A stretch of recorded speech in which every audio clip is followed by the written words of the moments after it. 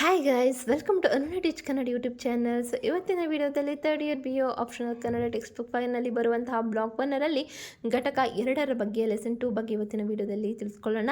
ಕನ್ನಡ ವ್ಯಾಕರಣ ಗ್ರಂಥಗಳ ಪರಿಚಯವನ್ನು ಇವತ್ತಿನ ಲೆಸನಲ್ಲಿ ತಿಳಿಸ್ಕೊಳ್ಳೋಣ ಅಂತ ಹೇಳ್ತಾ, ಹಾಗೆಯೇ ಪ್ರತಿ ಪುಟವನ್ನು ನಿಮಗೆ ಎಕ್ಸ್ಪ್ಲೇನ್ ಮಾಡಬೇಕಾದ್ರೆ ಸ್ಕ್ರೀನ್ಶಾಟ್ ತೊಗೊಂಡು ನೀವು ನೋಟ್ಸ್ ಮಾಡ್ಕೊಳ್ಳಿ, ಎಕ್ಸಾಮ್ಗೆ ತುಂಬ ಹೆಲ್ಪ್ ಆಗುತ್ತೆ ಅಂತ ಹೇಳ್ತಾ, so let's start the lesson. ಪರಿಚಯ ಅಥವಾ ಪೀಠಿಕೆ. ಕನ್ನಡ ಸಾಹಿತ್ಯದ ಬೆಳವಣಿಗೆಯಲ್ಲಿ ವ್ಯಾಕರಣ ಗ್ರಂಥಗಳಿಗೆ ಮಹತ್ವದ ಸ್ಥಾನವಿದೆ.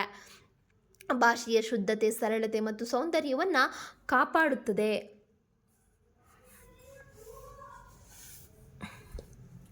ಕಾಪಾಡುವಲ್ಲಿ ವ್ಯಾಕರಣ ಪ್ರಮುಖ ಪಾತ್ರ ವಹಿಸುತ್ತದೆ. ಕನ್ನಡ ಭಾಷೆಯ ಪ್ರಾಚೀನ ಮತ್ತು ಸಮೃದ್ಧ ಭಾಷೆಯಾಗಿದ್ದು ಇದರ ಬೆಳವಣಿಗೆಗೆ ಅನೇಕ ವ್ಯಾಕರಣಕಾರರು ಹಾಗೂ ಅವರ ಗ್ರಂಥಗಳು ಕೊಡುಗೆ ನೀಡಿವೆ. ಕನ್ನಡದ ವ್ಯಾಕರಣ ಗ್ರಂಥಗಳು ಭಾಷೆಯ ಸ್ವರೂಪ, ಶಬ್ದರಚನೆ, ವಾಕ್ಯರಚನೆ, ಸಂಧಿ, ಸಮಾಸ, ಛಂದಸ್ಸು ಹಾಗೂ ಅಲಂಕಾರಗಳ ಕುರಿತು ವಿವರವಾದ ಮಾಹಿತಿಯನ್ನು ನೀಡುತ್ತದೆ. ಕನ್ನಡ ವ್ಯಾಕರಣ ಗ್ರಂಥಗಳ ಇತಿಹಾಸ ಅಂದರೆ ಕನ್ನಡ ಸಾಹಿತ್ಯದ ಆರಂಭಿಕ ಹಂತದಿಂದಲೇ ವ್ಯಾಕರಣದ ಅಧ್ಯಯನ ಪ್ರಾರಂಭವಾಯಿತು.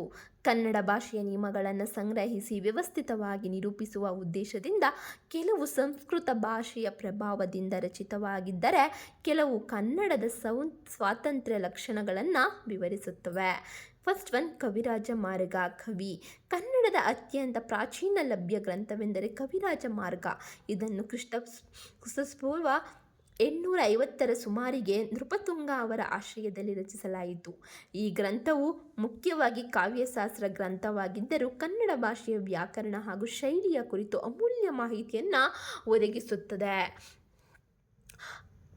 ಕನ್ನಡದ ಶುದ್ಧ ಬಳಕೆ, ಕಾವ್ಯರಚನೆ ಮತ್ತು ಭಾಷೆಯ ವೈಶಿಷ್ಟ್ಯಗಳ ಬಗ್ಗೆ ಈ ಗ್ರಂಥದಲ್ಲಿ ಉಲ್ಲೇಖಿಸಲಾಗಿದೆ.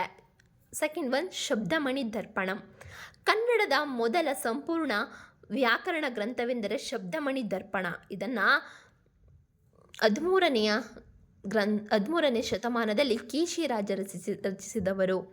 ಈ ಗ್ರಂಥವು ಕನ್ನಡ ವ್ಯಾಕರಣದ ಅತ್ಯಂತ ಪ್ರಮುಖ ಕೃತಿಯಾಗಿದೆ. ಇದರಲ್ಲಿ ವರ್ಣಗಳು, ಪದಗಳ ಸಂಧಿ, ಸಮಾಸ, ವಿಭಕ್ತಿ, ಕ್ರಿಯಾಪದಗಳು ಮುಂತಾದ ವಿಷಯಗಳನ್ನು ವ್ಯವಸ್ಥಿತವಾಗಿ ವಿವರಿಸಲಾಗಿದೆ. ಕನ್ನಡ ವ್ಯಾಕರಣ ಅಧ್ಯಯನಕ್ಕೆ ಇದು ಮೂಲ ಗ್ರಂಥವೆಂದು ಪರಿಗಣಿಸಲಾಗಿದೆ. Third one, Karnataka Bhashabhushana. ಅಂದರೆ ಕನ್ನಡಕ ಭಾಷಾಭೂಷಣ ಗ್ರಂಥವನ್ನು ನಾಗವರ್ಮ ರಚಿಸಿದ್ದಾರೆ. ಈ ಕೃತಿ ಸಂಸ್ಕೃತ ಭಾಷೆಯಲ್ಲಿ ರಚಿತವಾಗಿದ್ದು ಕನ್ನಡ ವ್ಯಾಕರಣದ ನಿಯಮಗಳನ್ನು ತಿಳಿಯಲು ಈ ಗ್ರಂಥವು ಮಹತ್ವದ್ದಾಗಿದೆ. ಕಾವ್ಯಾವಲೋಕನ ಅಂದರೆ ನಾಗವರ್ಮನ ಮತ್ತೊಂದು ಪ್ರಮುಖ ಕೃತಿ ಕಾವ್ಯಾಲೋಕನ. ಇದು ಕಾವ್ಯಶಾಸ್ತ್ರ ಗ್ರಂಥವಾಗಿದ್ದರೂ ವ್ಯಾಕರಣ ಮತ್ತು ಛಂದಸ್ಸಿನ ಅನೇಕ ಅಂಶಗಳನ್ನು ಒಳಗೊಂಡಿದೆ. ಕಾವ್ಯ ರಚನೆಗೆ ಅಗತ್ಯವಾದ ಭಾಷಾ ನಿಯಮಗಳನ್ನು ಈ ಗ್ರಂಥದಲ್ಲಿ ವಿವರಿಸಲಾಗಿದೆ. ಕರ್ನಾಟಕ ಶಬ್ದಾನುಶಾಸನ ಅಂದರೆ ಕರ್ನಾಟಕ ಶಬ್ದಾನುಶಾಸನ ಎಂಬ ಗ್ರಂಥವನ್ನು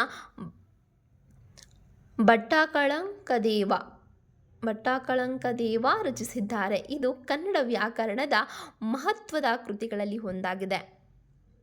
ಸಂಸ್ಕೃತ ವ್ಯಾಕರಣ ಪದ್ಧತಿಯ ಪ್ರಭಾವವನ್ನು ಹೊಂದಿದ್ದರೂ ಕನ್ನಡದ ಸ್ವರೂಪವನ್ನು ಸ್ಪಷ್ಟವಾಗಿ ನಿರೂಪಿಸುತ್ತದೆ. ನೆಕ್ಸ್ಟ್, ಕನ್ನಡ ವ್ಯಾಕರಣದ ಗ್ರಂಥಗಳ ಮಹತ್ವವನ್ನು ನೋಡೋಣ.